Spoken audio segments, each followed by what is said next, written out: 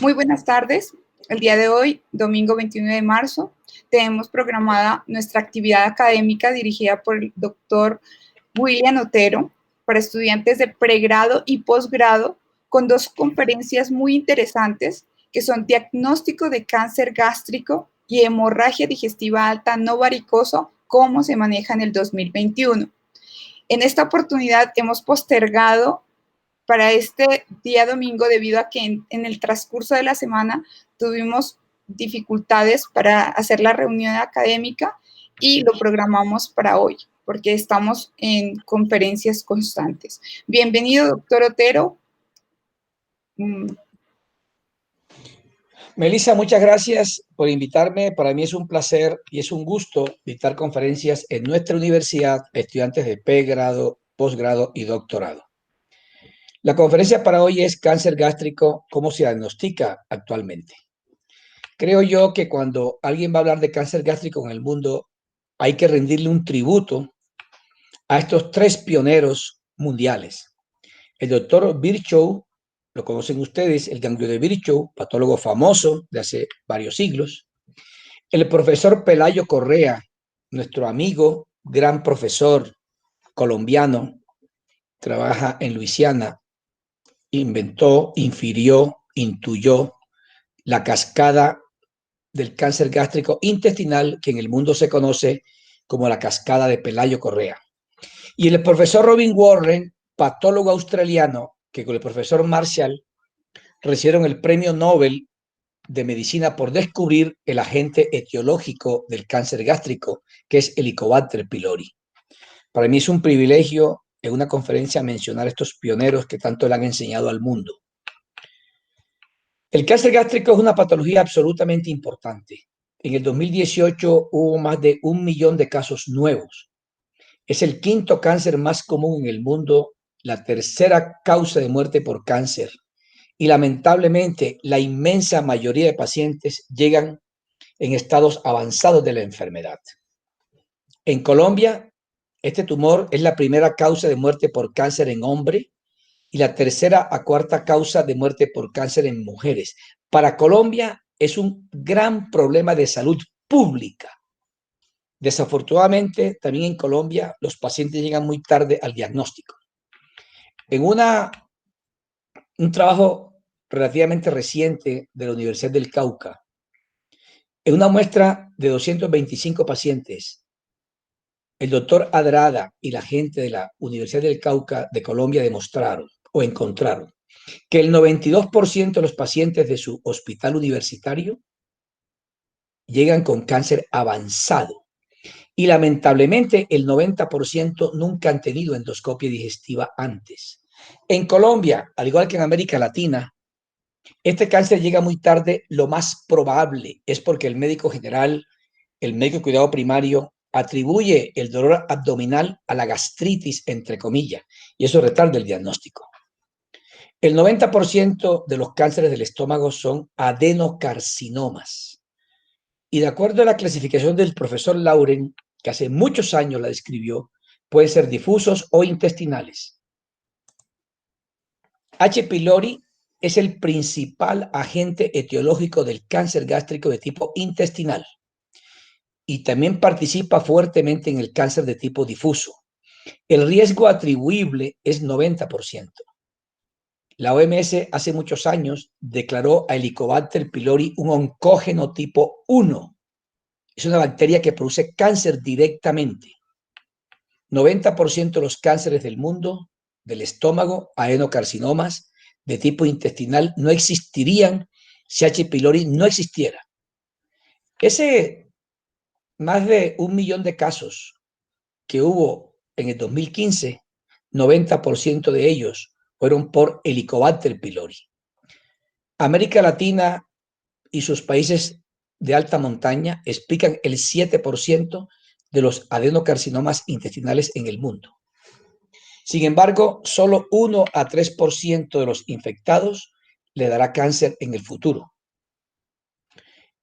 Y la razón es que el cáncer gástrico es una entidad multifactorial, como todos los cánceres, en la cual participa la infección por H. pylori, La respuesta inmunológica del huésped frente a la infección, si el individuo consume o no verduras y algo importantísimo, si el individuo consume o no altas cantidades de sal.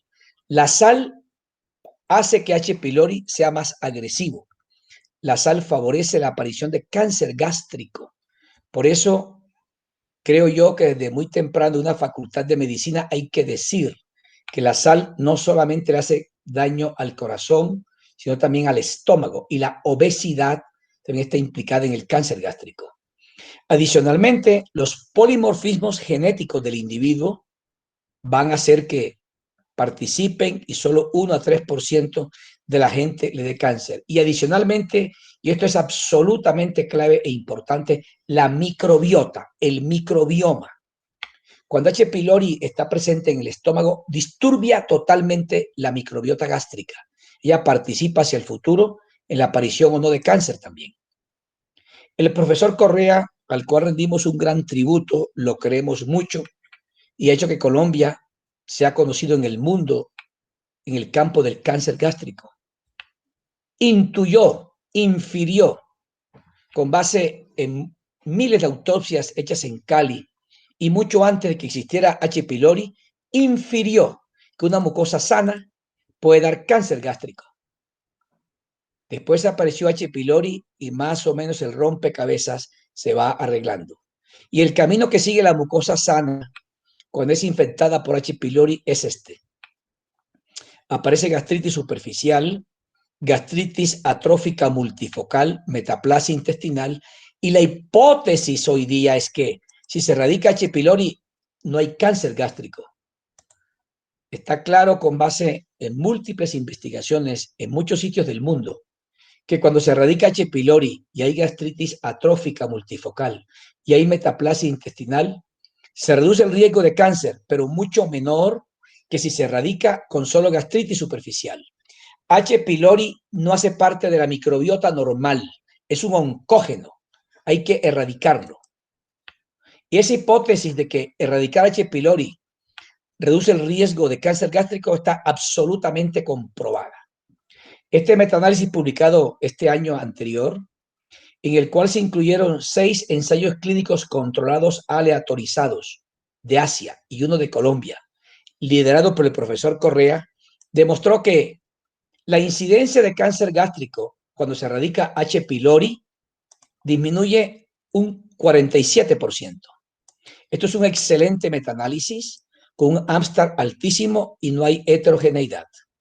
De igual manera, este metaanálisis, dirigido por la gente más importante en metaanálisis en gastroenterología, demostró que la muerte por cáncer gástrico también disminuye aquí en un 40% cuando se erradica H. pylori, y de igual manera es un excelente metaanálisis. Pero creo yo que este trabajo recientemente publicado y realizado en la isla de Matsu demostró algo que el mundo estaba esperando.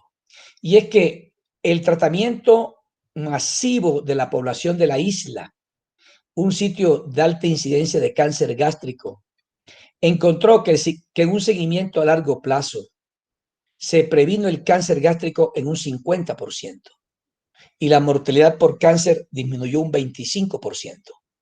No se modificó el cáncer de esófago, no se modificó el cáncer de colon. Estos dos hallazgos prueban que H. pylori no protege contra el cáncer del esófago y que tampoco aumenta el riesgo de cáncer de colon como se había pensado en el pasado. Y más recientemente, la doctora Blanca Piazuelo, excelente científica colombiana, heredera del profesor Correa, alumna del profesor Correa, patóloga muy importante en el mundo, con la doctora Constanza Camargo, también colombiana, que trabaja en el NIH en Estados Unidos, acaban de demostrar que en Nariño, los pacientes que son seguidos a largo plazo después de erradicar H. pylori, se encuentra cómo hay regresión de la atrofia y de la metaplasia, y de igual manera que la metaplasia intestinal tiene un riesgo alto de producir cáncer gástrico. En el reciente Congreso Internacional de Taipei sobre screening y erradicación de H. pylori para evitar cáncer gástrico, Esta es la recomendación más importante del consenso de Taipei. Es una fuerte recomendación para que se erradique H. pylori. Este mensaje de lo que se ha publicado y aquí se ha mostrado en esta conferencia es contundente. Hay que erradicar H. pylori siempre que esté presente. Clínicamente, el cáncer gástrico tiene múltiples manifestaciones. La más importante y lamentablemente la desconocida por los médicos y que el público no presta atención es la dispepsia. La dispepsia es el nombre correcto del dolor o ardor en el epigastrio, el ardor en la boca del estómago. Lamentablemente el público, pero más lamentablemente muchos médicos, a eso le llaman gastritis. La gastritis no duele. Y con la historia de la gastritis, estos pacientes llegan muy tarde al diagnóstico de cáncer gástrico. Puede haber llenura precoz, el individuo se llena con poca comida y eso no es gastritis, no es el colon. Es una patología importante dentro del estómago. Puede haber disfagia si el cáncer está comprometiendo el cardias o la unión esófago-gástrica. Pérdida de peso en casos ya avanzados. Puede haber náuseas. En casos avanzados puede haber anemia, melenas, hematemesis. Esto rara vez ocurre, excepto en casos avanzados. Sangre oculta positiva, y este mensaje es contundente. La sangre oculta no es solamente del colon. Puede haber una masa palpable y en casos ya muy avanzados un síndrome pilórico. En un estudio hecho por nuestro grupo hace muchos años, en el cual se quiso investigar qué sucede con la dispepsia no investigada, encontramos que más de 500 pacientes seguidos prospectivamente, no, es un corte transversal, analizados, se encontró que el cáncer gástrico en esta muestra era 9% en pacientes con dispepsia no investigada. Este trabajo ha tenido muchas críticas en Colombia porque había instituciones de referencia y por eso explica la alta prevalencia de cáncer gástrico. Sin embargo, quiero llamar poderosamente la atención es con lo siguiente. En este trabajo nuestro encontramos que a partir de los 30 años comienza a aparecer el cáncer gástrico. Y con base en eso, en nuestra universidad empezamos a decir hace muchos años que los pacientes con dispepsia y 30 años o más habría que hacer la endoscopia. En este excelente trabajo del doctor Adrada de la Universidad del Cauca, también se encontró que a partir de los 30 años comienza el cáncer gástrico. En la guía reciente realizada en Colombia sobre cáncer gástrico, que lideró el profesor Martín Gómez, profesor de la Universidad Nacional, se recomienda que como método de prevención de cáncer gástrico temprano, realizar endoscopia alta en pacientes con dispepsia si el paciente tiene más de 35 años. En esta guía también recomendamos en Colombia que gente por debajo de 35 años se le podría dar un tratamiento empírico y si no mejora en 4 o 6 semanas hay que hacer endoscopia digestiva. El diagnóstico de este tumor es por vía endoscópica. Recientemente se ha establecido lo que se considera en oncología un tumor del esófago y un tumor del estómago. Y esto es absolutamente importante para determinar qué hay que hacer con el paciente. Se considera en esta actualización del concepto de cáncer gástrico y esofágico que si la lesión está, el epicentro está 2 centímetros más proximales del estómago y afecta la unión esófago-gástrica, es de esófago.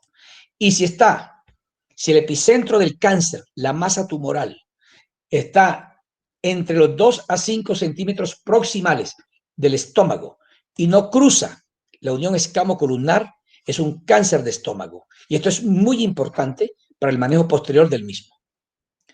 Endoscópicamente, los cánceres gástricos pueden ser tempranos o pueden ser avanzados. La importancia de esto es que el cáncer gástrico temprano compromete la mucosa, puede comprometer la submucosa y puede tener ganglios a distancia, pero lo importante es que se puede resecar endoscópicamente y la sobrevida a 5 años es 100%. Esta es la clasificación de París para el cáncer gástrico temprano.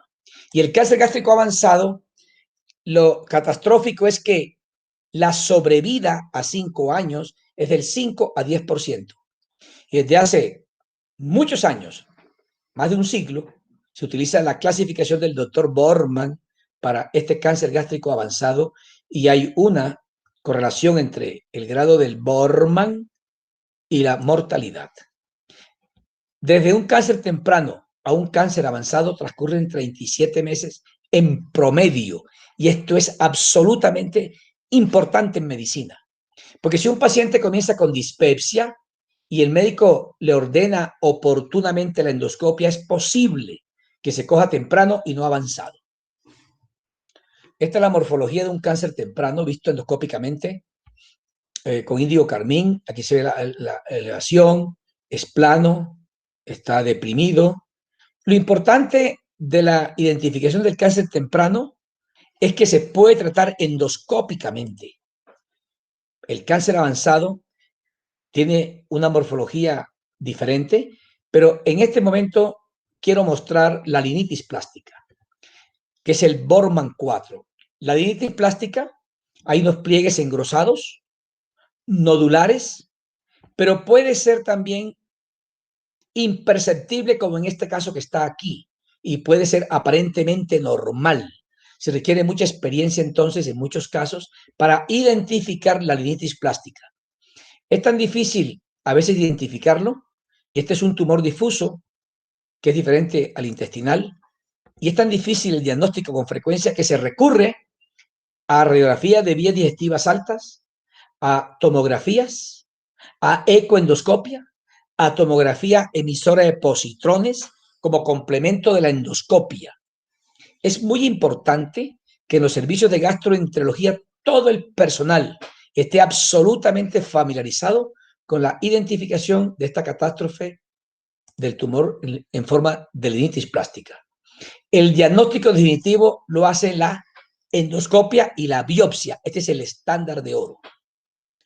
Y algo importante es que los cánceres tempranos que aparecen en forma de úlceras o tipo 3, 5% de esas úlceras son indistinguibles de una úlcera péptica benigna.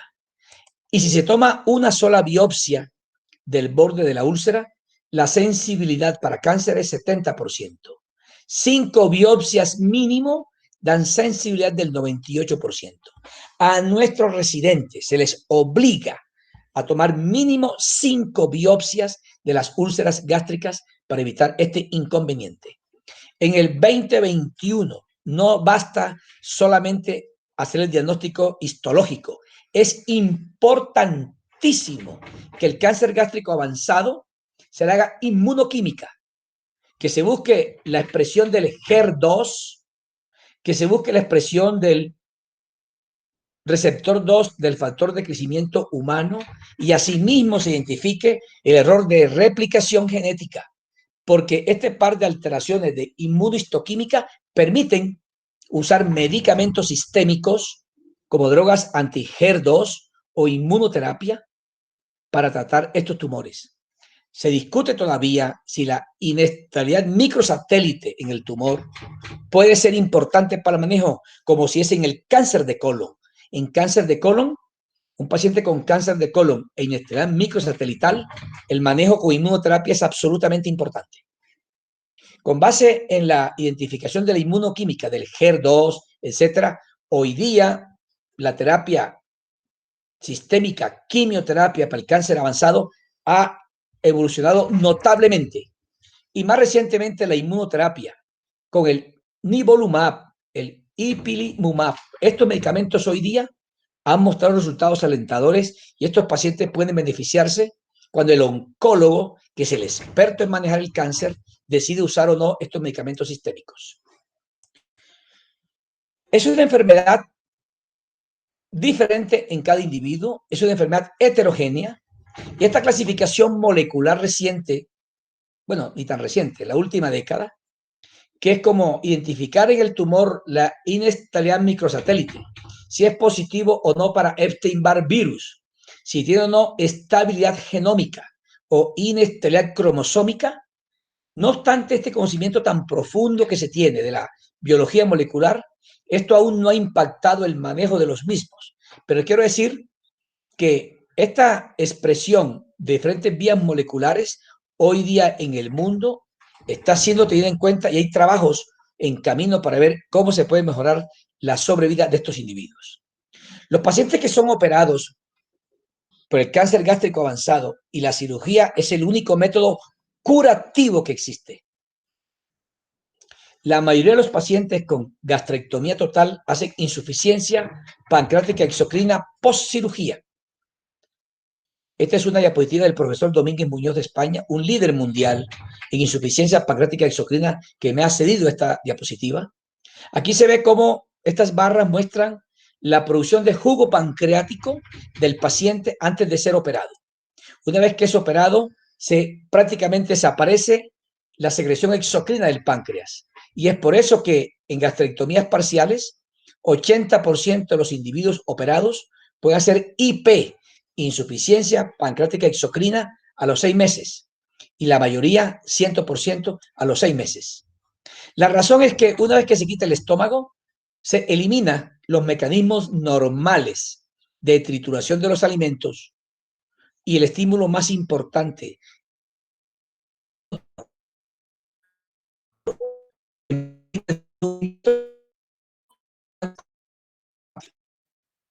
clínicamente, la IP en estos pacientes se manifiesta por síntomas inespecíficos: bloating, que es la sensación de distensión abdominal; flatulencia. Si un médico de cuidado primario no está entrenado en los conceptos mínimos, él cree que el bloating y la flatulencia es el colon. El colon no produce nada de estos síntomas. Puede haber estatorrea en casos avanzados, deficiencia de vitaminas liposolubles. Por supuesto, la IP puede dar pérdida de peso, puede dar dolor abdominal, y estos pacientes son confundidos con pacientes que tengan dumping o alteración postquirúrgica, y en realidad tienen es una insuficiencia pancreática exocrina porque se ha eliminado el estómago. Diferentes ensayos clínicos controlados han demostrado que el uso de enzimas digestivas de lipasa pancreática mejora en estos individuos la calidad de vida y les permite aumentar de peso. Los mensajes para la casa de ustedes que quiero en la tarde de hoy son estos. En nuestro país, al igual que en Asia, todo paciente que tenga dispepsia, dolor o malestar en la boca del estómago, se llama dispepsia, no se llama gastritis. Debe ser sometido a una endoscopia digestiva. El cáncer gástrico solo se diagnostica con endoscopia.